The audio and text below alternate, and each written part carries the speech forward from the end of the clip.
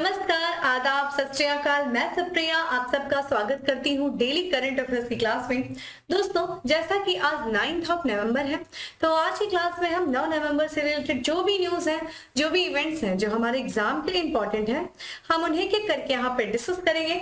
तो चलिए जल्दी से आप सभी लोग सेशन से जुड़ जाइए और ज्यादा से ज्यादा लोगों को सेशन शेयर करें ताकि ज्यादा से ज्यादा लोग इसका लाभ ले सके।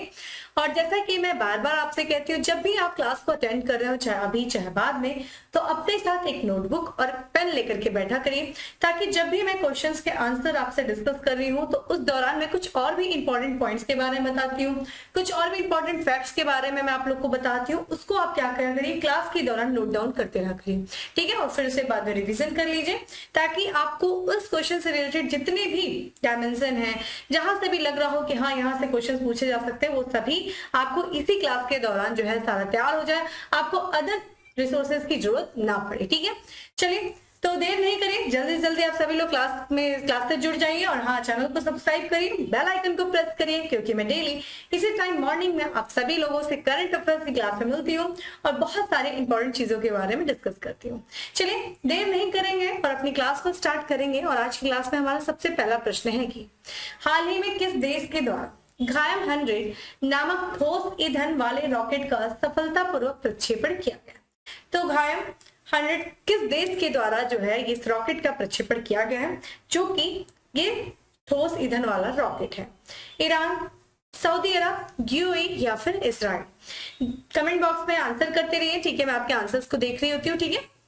चलिए तो दोस्तों, इसका जो करेक्ट आंसर है वो है ए, ईरान के द्वारा जो है इस घायम 100 नाम के ठोस ईंधन वाले रॉकेट का प्रक्षेपण किया गया है, ठीक है। आइए इसके बारे में देखते हैं। तो जैसा कि ईरान का एक अर्धसैनिक बल है जिसको कहते हैं रिवोल्यूशनरी गार्ड, ठीक है। रिवोल्यूशनरी गार्ड के द्वारा इस ठोस ईंधन वाले रॉकेट का प्रक्षेपण किया गया है, जिसका क्या नाम है, घायम 100। कब किया गया था दोस्तों? 9 नवंबर को, अरे माफ करिएगा 5 नवंबर को किया गया था। इस ईंधन की बात, इस रॉकेट की बात किया जाए तो घायम 100 जो है वो ईरान का पहला 3 स्टेज लॉन्च व्हीकल है और ये पृथ्वी की सतह से लगभग 500 किलोमीटर, जिसको अगर हम मील में देखें तो 310 किलोमीटर की दूरी पर 100 किग्रा 176 पाउंड वजन वाले उपग्रह को कक्षा में स्थापित करने में सक्षम है। तो इसकी विशेषता क्या है इस घायम 100 की? ये ध्यान रखिएगा, ये 3 स्टेज लॉन्च व्हीकल है और ये पृथ्वी से 500 किलोमीटर तक, ठीक है, दूरी तक लगभग 40 किलो, माफ करिएगा 80 किलोग्राम का उपग्रह को ये क्या कर सकता है, स्थापित करने में ये सक्षम है, ठीक है। अगर हम बात करें कि मध्य पूर्व एशिया में जो देश है उसमें देखा जाए ईरान के पास सबसे बड़े मिसाइल कार्यक्रमों से एक ये कार्यक्रम है जो अभी हाल ही में ईरान के द्वारा इसे लॉन्च किया गया है। इस कार्यक्रम की बात किया जाए, इस उपग्रह की बात किया जाए, देखिए ईरान जैसे कि इसके पहले भी परमाणु जो है कार्यक्रम जो है परमाणु प्रक्षेपण किया था, तो हमेशा आरोप लगाया जाता है कि इस तरह के उपग्रहों के माध्यम से जो है ये परमाणु गतिविधियों में संलग्न रह सकता है, ठीक है, परमाणु आक्रमण कर सकता है ईरान। किसके द्वारा? अमेरिका के द्वारा। तो जैसा कि लेकिन ईरान बार बार कहता है कि नहीं, मैं जो परमाणु गतिविधियां, जो इस तरह के जो कार्यक्रम जो मैं संचालित करता हूँ वो क्या है, वो नागरिकों के उपयोग के लिए है या फिर मेरी या फिर वैज्ञानिक अनुसंधान के लिए, ठीक है। तो ये भी कार्यक्रम जो है ईरान ने जो लॉन्च किया है उसकी परमाणु गतिविधियों की तरह ही वैज्ञानिक अनुसंधान और अन्य नागरिक उपयोग के उद्देश्य से इसको लॉन्च किया गया। किसके द्वारा? ईरान की रिवोल्यूशनरी गार्ड के जो है गार्ड के द्वारा 5 नवंबर को किया गया था, ठीक है। घायम 100, ध्यान रखिएगा 3 स्टेज व्हीकल है। अगर हम बात करते हैं ईरान की, जो कि मध्य एशिया का ये देश है, और आपके स्क्रीन के सामने ईरान की जो है ये पूरा मैप खुला हुआ है, ठीक है। देखिए बार बार कहती हूँ, मैप अपने साथ एटलस लेकर के बैठा करिए, यहाँ पे नहीं तो कम से कम क्लास के बाद जो है एटलस को लेके बैठिए, ठीक है। और जो है मध्य एशिया की कंट्री को खोलिए, उसमें ईरान की लोकेशन को देखिए, जो कि ऊपर में देखेंगे तो कैस्पियन सागर, ठीक है, और नीचे देखें तो पर्शियन गल्फ, ठीक है, गल्फ ऑफ पर्सिया, और यहाँ पे कैस्पियन सी के बीच में स्थित है ईरान, ठीक है। ईरान की दोस्तों बात करें तो इसकी सीमा देखा जाए, यहाँ पे उत्तर में, यहाँ पे देखा जाए तो तुर्कमेनिस्तान, पूर्व में देखें तो अफगानिस्तान, फिर पाकिस्तान, और अगर हम इधर से देखें, ठीक है, पश्चिम की तरफ से अगर देखा जाए तो इराक से, फिर उसके बाद देखिए तुर्की से, फिर उसके बाद देखिए अजरबैजान से, ठीक है, अजरबैजान से। और बाकी जो इसकी सीमा लग रही है, अगर हम देखें इसकी समुद्रिक सीमा, तो यहाँ पे पर्शियन गल्फ, फिर गल्फ ऑफ ओमान से भी इसकी सीमा लग रही है, ठीक है। ईरान की बात किया जाए तो राजधानी देखा जाए, इसकी ईरान की राजधानी देखिए यहाँ पे आपको तेहरान दिख रही है, और इसकी जो मुद्रा देखिए ईरानियन रियाल जो है ये इसकी मुद्रा है। यहाँ के वर्तमान के राष्ट्रपति हसन रूहानी जो है यहाँ के राष्ट्रपति हैं। अगर हम बात करें इसके कुछ अन्य भी जो उपग्रह कार्यक्रम रहे हैं, अंतरिक्ष कार्यक्रम है, उसमें से देखा जाए अभी हाल ही में यानी कि जून 2022, इस वर्ष जून 2022 में ईरान ने एक और भी रॉकेट को लॉन्च किया था जिसका नाम है जूल जाना। ठीक है, जूल जाना नामक एक ठोस ईंधन वाले रॉकेट को लॉन्च किया था ईरान। तो ध्यान से देखिएगा, ये भी आपसे पूछा जा सकता है कि जूल जाना रॉकेट जो है वो किस देश के द्वारा लॉन्च किया गया था, तो वो भी ईरान के द्वारा। अभी हाल ही में ईरान और चीन और रूस ने एक नौसैनिक अभ्यास किया था। कब? इस वर्ष जनवरी 2022 में। क्या नाम है उसका? तो चीरू। देखिए सीएच यानी कि चीन, आई से ईरान और फिर रशिया। ठीक है, इनके बीच में एक नौसैनिक अभ्यास आयोजित किया गया था जून में, जिसका नाम है चीरू। तो चीरू किसके किसके किन देशों के बीच में है? चीन, ईरान और रूस। तो ये कुछ इंपॉर्टेंट पॉइंट्स है जो कि ईरान से संबंधित करंट अफेयर्स इस वर्ष चर्चा में रहे हैं। मैप की तरफ ध्यान दीजिएगा, आपको ईरान के नीचे एक स्ट्रेट दिख रहा है जिसका नाम है स्ट्रेट ऑफ हॉर्मुज। स्ट्रेट दोस्तों क्या होता है? आप लोग ज्योग्राफी पढ़े होंगे। देखिए स्ट्रेट जो होता है यानी कि जल संधि, दो जलों के बीच की एक संधि, एक ऐसी संधि जो दो जलों को मिला रही हो लेकिन दो भौगोलिक स्थिति को अलग कर रही हो। यहाँ पे देखा जाए तो आपको ईरान को किससे, कौन, ओमान को, यहाँ ध्यान रखिएगा, आपको यहाँ पे यूनाइटेड अरब अमीरात है लेकिन यहाँ पे छोटा सा क्षेत्र ओमान का है। ठीक है, ओमान और ईरान को गल्फ ऑफ हॉर्मुज क्या कर रहा है? अलग कर रहा है, लेकिन पर्सियन गल्फ और गल्फ ऑफ ओमान को ये जोड़ रहा है। तो स्ट्रेट हमेशा दो जल संधियों को जोड़ता है। स्ट्रेट ऑफ हॉर्मुज को देखिए तेल जल संधि के भी नाम से जाना जाता है। क्यों भाई? अगर आप देखेंगे मध्य एशिया के जो देश है वो तेल निर्यातक देश है, बहुत ज्यादा एक्सपोर्ट करते हैं ऑयल्स का। तो जितनी भी जो शिप होती हैं ऑयल से वो इसी रास्ते से जा रही होती है, जिस कारण से ये बहुत ही व्यस्ततम कहा जाता है स्ट्रेट है। और मध्य एशिया से होने वाले व्यापार इसी मार्ग से होते हैं, और मध्य एशिया में बहुत ज्यादा जो व्यापार होता है वो तेल का होता है, जिस कारण से इसको तेल स्ट्रेट भी कहा जाता है, ऑयल स्ट्रेट। ठीक है, तेल जल संधि भी कहा जाता है। तो आपसे पूछा जा सकता है कि तेल जल संधि कौन सी जल संधि है, तो वो हार्मुज जल संधि है। ठीक है, तो ये सब चीजें ध्यान रखिएगा। आते हैं अगले प्रश्न पे। अगला प्रश्न है हमारा कि निम्नलिखित में से कहां वर्ल्ड ट्रेवल मार्केट प्रदर्शनी शुरू की गई है? तो विश्व में पर्यटन को बढ़ावा देने के लिए, पर्यटन बाजार को बढ़ावा देने के लिए ये प्रदर्शनी शुरू की गई है। कहां पे? पेरिस में, बर्लिन में, लंदन में या फिर न्यूयॉर्क में। तो इसका दोस्तों करेक्ट आंसर है सी, लंदन में जो है वर्ल्ड ट्रेवल मार्केट प्रदर्शनी शुरू की गई है। आइए इसके बारे में देखते हैं। तो वर्ल्ड ट्रेवल मार्केट प्रदर्शनी का जो आयोजन किया जा रहा है इस वर्ष यानी कि आज इसका आखिरी दिन है, 9 तारीख को लंदन में किया जा रहा है। और ये कब से कब तक? तो 7 से लेकर के 9 नवंबर 2022 के बीच में। ठीक है, 3 दिवसीय ये प्रदर्शनी थी, ये एग्जीबिशन था जो कि लंदन में आयोजित किया जा रहा था। इस प्रदर्शनी में जो कि फ्यूचर ऑफ ट्रेवल स्टार्ट्स है वो क्या है, इस प्रदर्शनी में भारत ने भी हिस्सा लिया। और इस वर्ष जो है इसकी थीम क्या है दोस्तों? यात्रा का भविष्य अब शुरू होता है, the future of travel start now. ठीक है, स्क्रीन पे आप उसकी फोटो देख रहे हैं। ठीक है, यानी कि यात्रा का भविष्य अब शुरू होता है। जैसा कि दोस्तों आप भी जानते हैं 2 साल कैसे निकला, 2020-21 पैंडेमिक। ठीक है, कोरोना महामारी के कारण बहुत ये जो यात्राएं थी वो खत्म हो गई थी, लोग अपने क्षेत्र में ही सीमित होकर के रहे थे। लेकिन जब पैंडेमिक खत्म हुआ धीरे धीरे लोगों ने यात्रा करना शुरू किया। अब क्या है, अब यात्रा का भविष्य निर्धारित होगा और यात्रा को ही बढ़ावा देने के लिए, यात्रा जैसे संबंधित बाजार को बढ़ावा देने के लिए इस प्रदर्शनी वर्ल्ड ट्रेवल मार्केट प्रदर्शनी का लंदन में आयोजन किया गया। देखा जाए ये जितनी भी अंतरराष्ट्रीय जो प्रदर्शनी होती है, अंतरराष्ट्रीय स्तर पर जो ट्रेवल प्रदर्शनी होती है, उसमें से ये सबसे बड़ी जो है माना जाता है कि वर्ल्ड ट्रेवल मार्केट प्रदर्शनी जो है वो सबसे बड़ी ट्रेवल प्रदर्शनी में से एक है। इस ट्रेवल प्रदर्शनी का अगर उद्देश्य देखा जाए तो अंतरराष्ट्रीय समुदाय के लिए पर्यटन से संबंधित सेवाओं को पेश करना।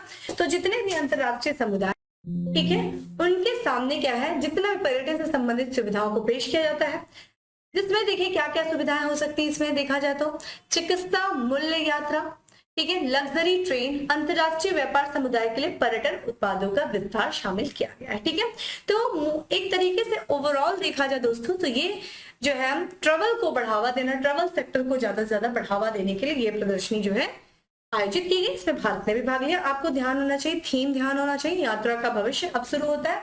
कहाँ हुआ था? लंदन में हुआ था। आते हैं अगले प्रश्न पे। अगला प्रश्न है, निम्नलिखित में से कौन सा देश भारत का पिग आयरन का सबसे बड़ा निर्यातक बन गया है? पिग आयरन जिसको यानी कि कच्चा लोहा, इसका सबसे बड़ा जो है भारत का सबसे बड़ा निर्यात, यानी कि सबसे ज्यादा किसने निर्यात किया है भारत को? फ्रांस, रूस, अमेरिका या फिर ऑस्ट्रेलिया? दोस्तों इसका जो करेक्ट आंसर है वो है बी, रूस। ठीक है, तो सबसे बड़ा जो निर्यातक देश बना है भारत का पिग आयरन का वो है रूस बन गया है। आइए इसके बारे में देख लेते हैं। ये देखिए स्क्रीन पे आपको पिग आयरन यानी कि कच्चे लोहे की आपको तस्वीर दिख रही होगी, और इसी वित्त वर्ष 2022-23 के लिए देखा जाए जो पहली छमाही थी, जो कि पहली छमाही कब से अप्रैल से लेकर के सितंबर की जो अवधि थी, उसमें रूस का भारत का कच्चा माल का सबसे बड़ा निर्यातक बन गया है। ठीक है, सबसे ज्यादा भारत ने जो है रूस से कच्चा माल लिया है, कच्चा आयरन लिया है, कच्चा लोहा लिया है, पिग आयरन लिया है। और इस दौरान यानी कि अगर इस अवधि में जो कि पहली छमाही अप्रैल से लेकर के सितंबर 2022 में देखा जाए, तो इस दौरान भारत ने जितना भी पिग आयरन आयात किया है, जिसमें से देखा जाए 31,700 टन, उसमें से देखा जाए 84% जो है वो रूस से किया है। ठीक है, यहाँ पे जो बात करें 2020 में पिग आयरन के शीर्ष निर्यातक देशों की बात किया जाए तो आपको रूस दिख रहा है, ब्राजील दिख रहा है और यूक्रेन दिख रहा है। ये सबसे बड़े निर्यातक देश हैं। ठीक है, 2020 में। और अगर हम बात करें सबसे बड़े आयातक देश कौन रहा है, सबसे ज्यादा किसने पिग आयरन का आयात किया है, तो वो आपको दिख रहा है चीन दिख रहा है, संयुक्त राज्य अमेरिका दिख रहा है और तुर्की दिख रहा है। ठीक है, और अगर हम बात करते हैं कि जैसे ईरान के बाद भारत ने सबसे ज्यादा किसके जो है कच्चा लोहा लिया, तो हम बात करते हैं दक्षिण अफ्रीका से लिया, फिर उसका चीन। ठीक है, चीन जो रहा है वो रहा है। यहाँ पे अगर हम पिग आयरन की बात करते हैं तो ये कच्चा लोहा है, और ये किसका प्रत्यक्ष उत्पाद है, तो ब्लास्ट फर्नेस का ये जो है प्रत्यक्ष उत्पाद है। और कच्चे लोहे में सबसे ज्यादा किसकी मात्रा होती है दोस्तों, कार्बन की मात्रा। स्टार्ट कर लीजिएगा, यहाँ से साइंस से संबंधित क्वेश्चन पूछे जा सकते हैं कि कच्चे लोहे में सबसे अधिक मात्रा किसकी होती है, तो कार्बन की मात्रा होती है। ठीक है, पिग आयरन को देखा जाए किस लिए परिष्कृत किया जाता है, तो इसको पिग आयरन को स्टील, गाढ़ा लोहा, पिंड लोहा का उत्पादन करने के लिए परिष्कृत किया जाता है, और इसको जो है पिग आयरन का इस्पात बनाने वाला मुख्य कच्चा माल है। ठीक है, तो इस्पात बनाने में सबसे ज्यादा इस्तेमाल किया जाता है, यानी कि स्टील बनाने के लिए जो इस्तेमाल किया जाता है वो ये पिग आयरन है। ठीक है, तो ये अभी रिपोर्ट जारी की गई थी, किसके द्वारा दोस्तों किया गया था, तो जो गवर्नमेंट ऑफ इंडिया का जो स्टील मिनिस्ट्री है, मिनिस्ट्री ऑफ स्टील, उसी के द्वारा ये रिपोर्ट जारी किया गया था। तो यही ध्यान रखिएगा कि पिग लोहा यानी कि पिग आयरन कच्चा लोहा जो कि सबसे बड़ा निर्यातक कौन बना, रूस बना है। ठीक है, आते हैं अपने अगले प्रश्न पे। अगला प्रश्न है, निम्नलिखित में से किस मंत्रालय द्वारा स्वच्छ सर्वेक्षण ग्रामीण 2023 टूल किट लॉन्च किया गया? ग्रामीण विकास मंत्रालय, पर्यावरण वन और जलवायु परिवर्तन मंत्रालय, जल शक्ति मंत्रालय या फिर शिक्षा मंत्रालय? तो दोस्तों जो इसका करेक्ट आंसर है वो है सी, जल शक्ति मंत्रालय के द्वारा स्वच्छ सर्वेक्षण ग्रामीण 2023 टूल किट लॉन्च किया गया है। ना इसके बारे में देख लेते हैं। तो जैसा कि आप सभी लोग जानते हैं, हाल ही में जो है जल शक्ति मंत्रालय ने का एक विभाग है जिसका नाम है पेयजल और स्वच्छता विभाग, उसने अभी 7वां भारत जल सप्ताह का आयोजन किया था। और इसी के दूसरे दिन देखा जाए तो उसके द्वारा यानी कि पेयजल स्वच्छता विभाग के द्वारा rural wash partnership the way forward पर एक तकनीकी सत्र भी आयोजित किया गया। ठीक है, जो 7वां भारत जल सप्ताह मनाया गया था 1 से लेकर के 5 नवंबर के बीच में बनाया गया था। हम लोगों ने इसके बारे में भी चर्चा किया था। इसी दौरान इस तकनीकी सत्र के दौरान जो शक्ति मंत्री ने स्वच्छ सर्वेक्षण ग्रामीण 2023 के लिए टूल किट और इसी के साथ साथ ट्विन पिट टू रेट्रोफिट अभियान के लिए वेब पोर्टल भी लॉन्च किया। ठीक है, अगर हम बात करें स्वच्छ भारत मिशन के बारे में, तो स्वच्छ भारत मिशन के तहत एक महत्वपूर्ण पहल क्या है दोस्तों, स्वच्छ सर्वेक्षण ग्रामीण। तो किस जो सर्वेक्षण करना ग्रामीण क्षेत्रों में किस तरीके से स्वच्छता के प्रति जो प्रगति रही उसका सर्वेक्षण करने के लिए इस सर्वेक्षण को लॉन्च किया गया था, इस पहल को लॉन्च किया गया था। किस मिशन के तहत, स्वच्छ भारत मिशन के तहत। पेयजल और स्वच्छता विभाग 2018 से राज्यों और जिलों को प्रमुख मात्रात्मक और गुणात्मक स्वच्छ भारत मिशन ग्रामीण मानकों पर प्राप्त उनके प्रदर्शनों के आधार पर रैंक करने के लिए स्वच्छ सर्वेक्षण ग्रामीण आयोजित कर रहा है और गहन और समग्र IEC अभियान के माध्यम से ग्रामीण समुदाय को उनकी स्वच्छता की स्थिति में सुधार लाने में शामिल कर रहा है। ठीक है, ये तो हम लोगों ने बात कर लिया।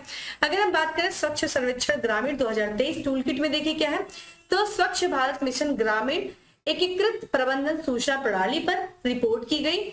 ओडीएफ प्लस प्रगति के आधार पर मूल्यांकन के विभिन्न चरणों पंचायतों और जिलों की बेसलाइन रैंकिंग की जानकारी शामिल है। ठीक है, तो ये ध्यान रखिएगा, जो ये टूल किट जारी किया गया उसमें कौन कौन सी चीजें जो है शामिल की गई, तो जितना मूल्यांकन किया गया, क्या प्रगति रही है, ये सारी चीजें जो है पंचायत स्तर पे, जिला स्तर पे सारी चीजों को जो रैंकिंग दिया गया, ये सारी जानकारी जो इस टूल किट में क्या है रखी गई। ठीक है, अगर हम बात करते हैं भारत जल सप्ताह की, ठीक है, तो भारत जल सप्ताह का जो अभी 7वां संस्करण भी हाल ही में आयोजित किया गया, कब से कब तक, 1 से लेकर के 5 नवंबर के बीच में किया गया है।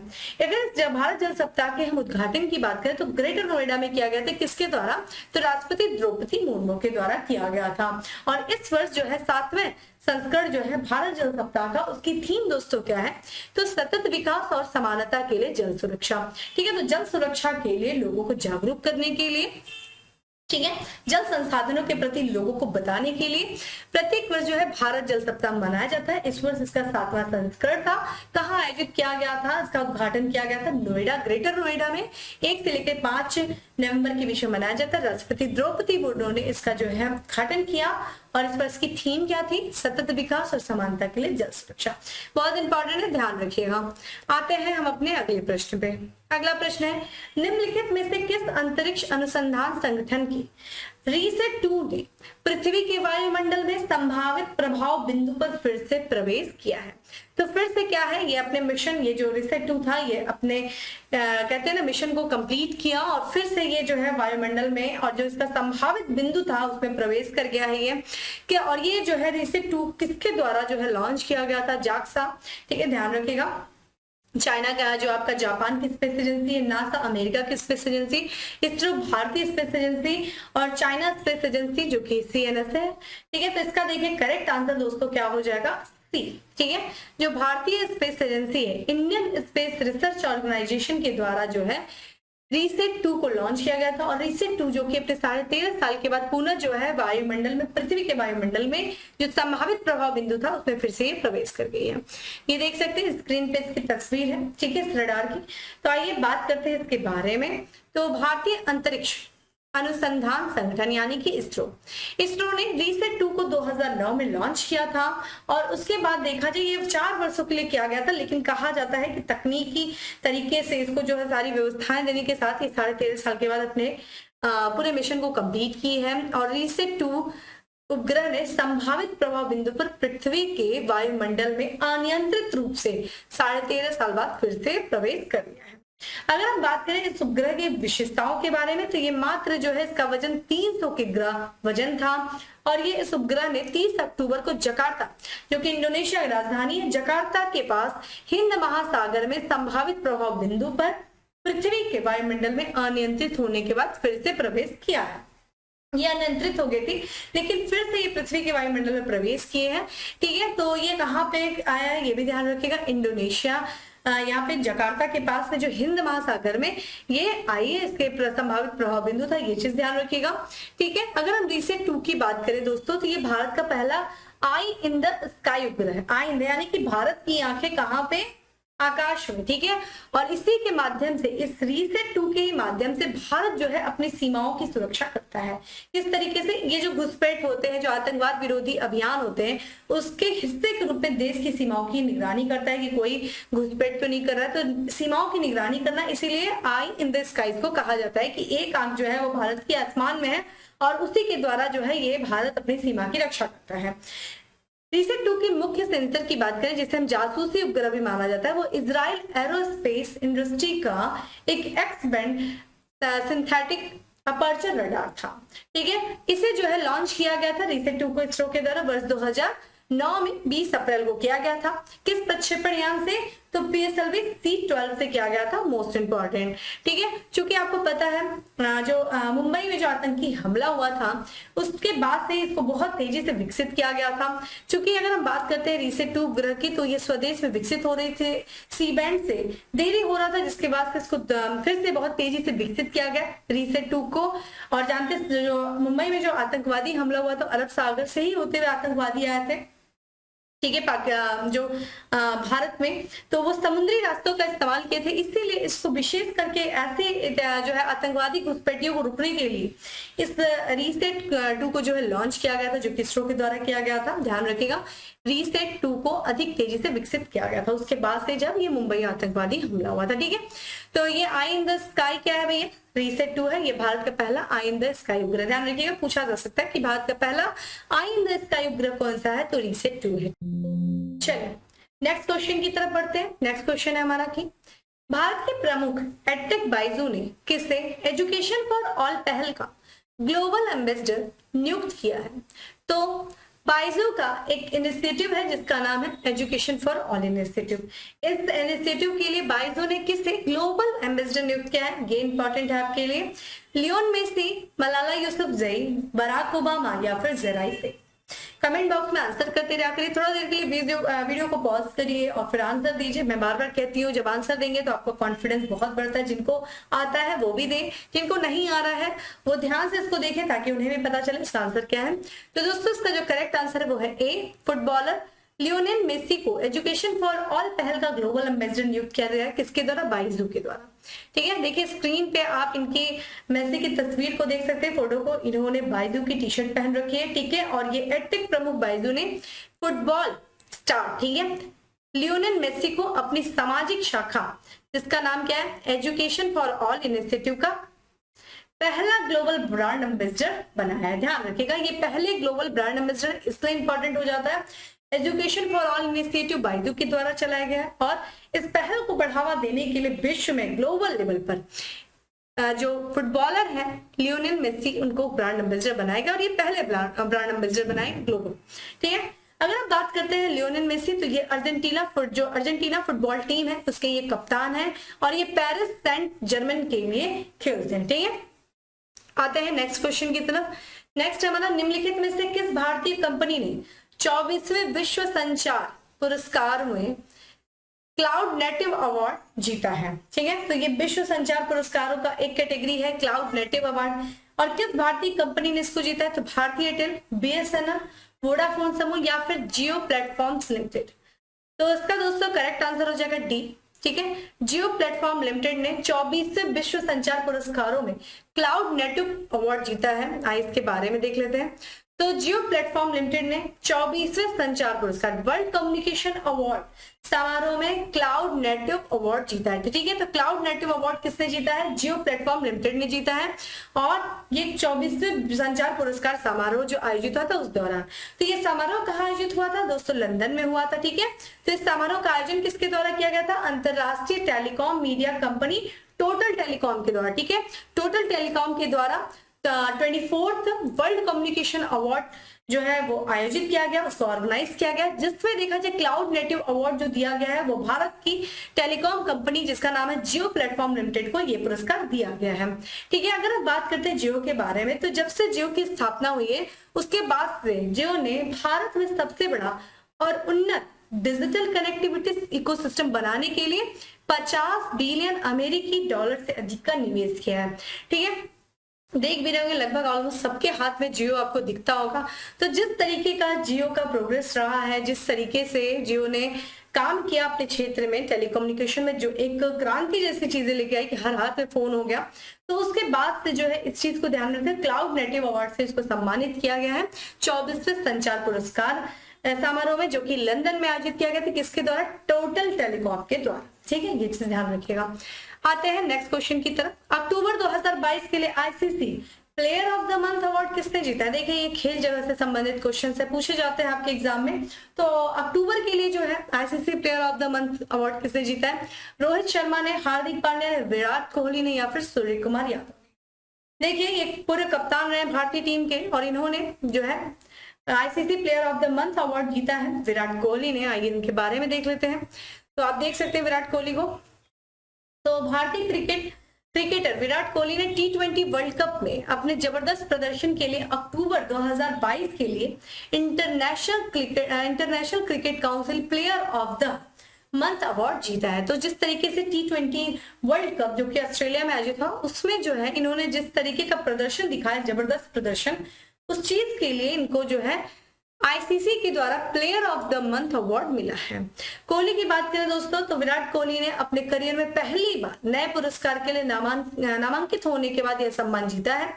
इसमें देखा जाए इस पुरस्कारों में इन्होंने किसको किसको पछाड़ा, तो यहाँ पे सिकंदर रजा जो कि पाकिस्तान के खिलाड़ी थे और डेविड मिलर जो कि दक्षिण अफ्रीका खिलाड़ी थे, इनको पिछाड़ते हुए यानी कि पीछे करते हुए अक्टूबर में ICC player of the month award जीता है विराट कोहली ने। ठीक है, चलिए अपने 9वें प्रश्न की तरफ बढ़ते हैं और आज का हमारा 9वां प्रश्न है, इसरो किस देश के सहयोग से चंद्रमा के छाया क्षेत्र की खोज करने की योजना बना रहा है। तो जानते हैं चंद्रमा का एक क्षेत्र बहुत ही जहाँ पे कभी भी सूरज की रोशनी नहीं जाती, उसको चंद्रमा का छाया क्षेत्र कहा जाता है।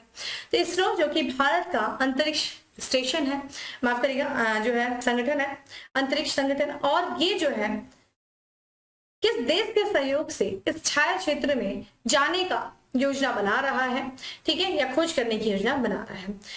रूस, जापान, अमेरिका या फिर फ्रांस। दोस्तों इसका जो करेक्ट आंसर हो जाएगा बी हो जाएगा। जापान के सहयोग से चंद्रमा के छाया क्षेत्र की खोज करने की योजना बना रहा है भारतीय या फिर इंडियन स्पेस जो है सेंटर, इंडियन स्पेस ऑर्गेनाइजेशन जिसका नाम है इसरो। ठीक है, आइए इसके बारे में बात करते हैं। तो अंतरिक्ष अनुसंधान संगठन है भारत का जैसे इसरो, ठीक है, और ये चंद्रमा और मंगल पर मिशन के बाद अब जापान की जो अंतरिक्ष एजेंसी जिसका नाम है जाक्सा, फुल फॉर्म देखिए जापान एरोस्पेस एक्सप्लोरेशन एजेंसी, इसके सहयोग से चंद्रमा के अंधेरे पक्ष की खोज पर अपनी नजर गड़ाती है। ठीक है, तो अब ये प्लान कर रही है जो चंद्रमा का जो अंधेरा वाला क्षेत्र है जहां पे अभी तक सूर्य की रोशनी नहीं पहुंची, उस क्षेत्र में भी जाएगा। किसके सहयोग से? जो जापान की स्पेस एजेंसी है जिसका नाम है जाक्सा, ठीक है, उसके सहयोग से। बात करें जो प्रारंभिक योजना के अनुसार देखा जाए, चंद्रमा जो चंद्रयान 3 मिशन है जो कि वर्ष 2023 में लॉन्च किया जाएगा। चंद्रयान 3 मिशन के तहत भारतीय अंतरिक्ष अनुसंधान संगठन के द्वारा निर्मित एक चंद्र लैंडर और एक रोवर को चंद्रमा की दक्षिणी ध्रुव के पास नियोजित लैंडिंग के साथ एक जापानी रॉकेट द्वारा कक्षा में स्थापित किया जाएगा। तो ये जो है जैसा कि आप जानते हैं अभी हाल ही में इसरो के जो प्रमुख है, जो चेयरमैन है, उन्होंने बोला कि भारत का यानी कि इसरो का जो चंद्रयान 3 मिशन है उसको वर्ष 2023 में लॉन्च किया जाएगा और इसी मिशन के तहत एक जो है लैंडर और एक रोवर को चंद्रमा के दक्षिणी ध्रुव में नियोजित किया जाएगा। लैंडिंग कराई जाएगी किसके द्वारा? जापान की रॉकेट के द्वारा। ठीक है, जो रोवर होगा वो चंद्रमा के स्थायी छाया क्षेत्र की यात्रा करेगा और वहां से ही बहुत सारे डेटा जो है वो इसरो को भेजेगा। और ये जो छाया क्षेत्र है, स्थायी छाया क्षेत्र, यहाँ पे कभी भी सूरज की रोशनी नहीं दिखाई देती। चलिए आज का आपका क्वेश्चन है कि इसरो के जो प्रमुख है, जो चेयरमैन है, उनका मुझे नाम बताया। चलिए आज के लास्ट क्वेश्चन की तरफ बढ़ते हैं और आज का हमारा लास्ट क्वेश्चन है कि भारतीय अंतरराष्ट्रीय फिल्म महोत्सव में कौन सा देश कंट्री इन फोकस देश होगा? जापान, थाईलैंड, बांग्लादेश या फिर फ्रांस। देखिए अभी कुछ ही दिनों के बाद भारतीय अंतरराष्ट्रीय फिल्म महोत्सव का आयोजन होने वाला है और उसमें देखिए हर वर्ष जो है कोई कंट्री जो होती है वो कंट्री इन द फोकस होती है, जिसके इर्द गिर्द जो है ये महोत्सव का आयोजन होता है। तो इस वर्ष जो है कंट्री इन द फोकस कौन होने वाला है भारतीय अंतरराष्ट्रीय फिल्म महोत्सव में? तो बताइए, पॉज करिए वीडियो को, आंसर दीजिए। तो इसका दोस्तों जो करेक्ट आंसर है वो है डी, फ्रांस जो है वो भारतीय अंतरराष्ट्रीय फिल्म महोत्सव में कंट्री इन द फोकस देश होगा। आइए इसके बारे में बात कर लेते हैं। तो देखिए इस वर्ष जो है भारतीय अंतरराष्ट्रीय फिल्म महोत्सव का 53वां संस्करण, ठीक है, आयोजित किया जा रहा है और इस वर्ष जो है कंट्री जो कि कंट्री इन द फोकस होगी वो है फ्रांस। ठीक है, तो भारतीय अंतरराष्ट्रीय फिल्म महोत्सव में country in the focus country France है और फ्रांस में चूंकि हमने बताया कि ये बहुत जब कोई कंट्री इन द फोकस होगा तो उसके बारे में बताया जाएगा, उस कंट्री के बारे में। तो उस कंट्री सिनेमा यानी कि उस फ्रांस जो देश है यानी कि फ्रेंच सिनेमा की विविधता और क्षमता का प्रतिनिधित्व करने के लिए फ्रांस से 8 समकालीन फिल्मों का संकलन चुना गया है। ठीक है, तो 8 समकालीन फिल्मों को दिखाया जाएगा जो फिल्में जो फ्रेंच सिनेमा की विविधताओं के बारे में बताएंगी, उनकी क्षमता का प्रतिनिधित्व करेंगी।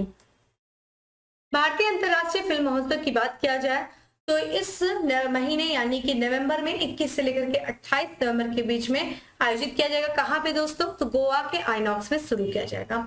इस वर्ष देखा जाए एक ऐसा स्टेट बिहार भी है जो अपना पहला मंडप पवेलियन जो है लगाने जा रहा है। वो कौन सा? बिहार। तो बिहार जो है पहली बार अपना मंडप, ठीक है, पवेलियन लगाएगा इस फिल्म महोत्सव में। तो ध्यान रखिएगा, पूछा जा सकता है कौन सा स्टेट है जो पहली बार भारतीय अंतरराष्ट्रीय फिल्म महोत्सव में अपना मंडप लगाएगा, तो वो बिहार लगाएगा। ठीक है, तो दोस्तों इस तरीके से 10 MCQ। अब आते हैं फैक्ट्स ऑफ द डे पे, जिसमें सबसे पहला हमारा आज का फैक्ट्स है कि टोक्यो में आयोजित badminton world federation para badminton championship में स्वर्ण पदक किसने जीता है दोस्तों? तो प्रमोद भगत ने। ध्यान रखिएगा, इस वर्ष जो badminton world federation para badminton championship आयोजित किया गया है जापान की राजधानी टोक्यो में, जिसमें स्वर्ण पदक जीता है प्रमोद भगत ने। राष्ट्रीय स्मारक प्राधिकरण के अध्यक्ष बनाए गए कौन? प्रोफेसर किशोर कुमार वासा जो है वो राष्ट्रीय स्मारक प्राधिकरण के अध्यक्ष बनाए गए हैं। एशियाई हॉकी महासंघ के अध्यक्ष दोस्तों किसे नियुक्त किया गया है? तैयब इकराम को नियुक्त किया गया है। शिक्षा मंत्रालय ने भी हाल ही में घोषणा किया है कि वो हर इस तारीख को, मतलब नवंबर की इस तारीख को जनजातीय गौरव दिवस मनाएगा। कौन से? 15 नवंबर। ठीक है, तो शिक्षा मंत्रालय ने जनजातीय गौरव दिवस मनाने की घोषणा किया है। कब? 15 नवंबर को। ठीक है, और आज का अंतिम फैक्ट ऑफ द डे है कि एक कैलेंडर वर्ष में 1000 T20 अंतरराष्ट्रीय रन बनाने वाले पहले भारतीय खिलाड़ी बन गए हैं सूर्य कुमार यादव। ठीक है, तो इन्होंने एक नया मुकाम हासिल किया, पहले भारतीय खिलाड़ी बने हैं एक कैलेंडर वर्ष में 1000 T20 अंतरराष्ट्रीय रन बनाने वाले। ठीक है, तो दोस्तों इस तरीके से था आज का हमारा फैक्ट्स ऑफ द डे। हम लोगों ने आज के सेशन में जो हमेशा की तरह MCQs को जो है सॉल्व किया, फिर हम लोगों ने फैक्ट्स ऑफ द डे जिसमें कुछ अपॉइंटमेंट्स देखी, कुछ और भी चीजें देखा, और मैंने आज आपसे क्वेश्चन बस यही पूछा है, इसरो के मुझे चेयरमैन का नाम बताइए। ठीक है, बाकी आप लोग अच्छा आंसर करते हैं। त्यागी जी आप भी काफी अच्छा आंसर करते हैं, मैं कमेंट बॉक्स में आपके आंसर को देखती हूँ। शमशेर जी भी अच्छा आंसर करते हैं। आप लोग इसी तरह से आंसर करते रहिए, आप लोग भी आंसर करिए सभी लोग। ठीक है, बाकी डेली अपनी जो है एक फिक्स करिए रूटीन को, अपनी स्टडी की रूटीन को फिक्स करिए और डेली रिवीजन करिए, प्रैक्टिस करिए, यही मैं आपसे कहूंगी। चलिए बाकी फिर मिलेंगे हम नेक्स्ट सेशन में, तब तक के लिए bye, have a good day, stay safe and stay happy.